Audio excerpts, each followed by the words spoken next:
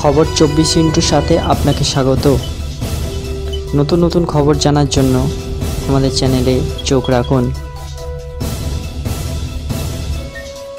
লোকসভা ভোটের আগে পশ্চিমবঙ্গে যেন দিশেহারা কংগ্রেস।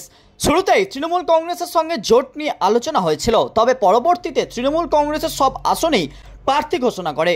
শেষ পর্যন্ত জোট সঙ্গী হিসেবে বামেদের পাশে গিয়ে দাঁড়ায় কংগ্রেস।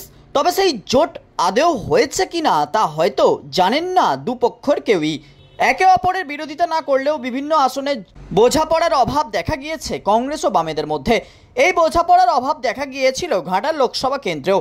এই আসনে এমনিতে বিজেপি এবং তৃণমূল দুই তারকা অভিনেত্রীকে প্রার্থী করেছে। এর মধ্যে তৃণমূলের দেব ঘাটালে দুবার জিতেছেন।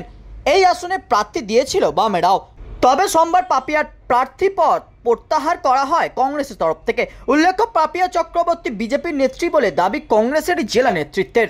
সোমবার কলকাতায় বিধান ভবনে দীর্ঘক্ষণ বৈঠক হয় কংগ্রেসের। সেখানে উপস্থিত ছিলেন পশ্চিমবঙ্গ কংগ্রেসের এআইসিসির পর্যবেক্ষক গোলাম আহমেদ মীর। সেই বৈঠকে নাকি প্রার্থীকে নিয়ে অসন্তোষ প্রকাশ করেন জেলা নেতৃত্ব।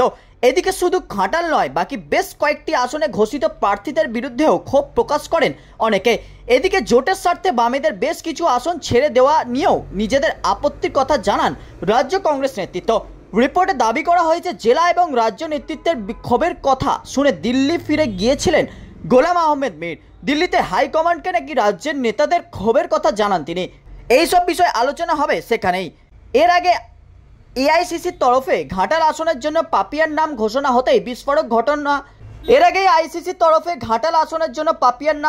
হতেই বিস্ফোরণ ঘটান জেলা কংগ্রেসের সাধারণ সম্পাদক শ্যামল ঘোষ। তিনি দাবি করেন পাপিয়া আদতে বিজেপি নেত্রী।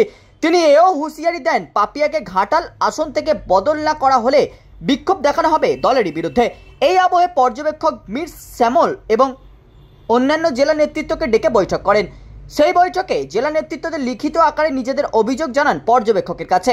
পরে সাংবাদিক বৈঠকে ঘাটালের প্রার্থীকে মনোনয়ন না দেওয়ার কথাও ঘোষণা করে দেন মীর।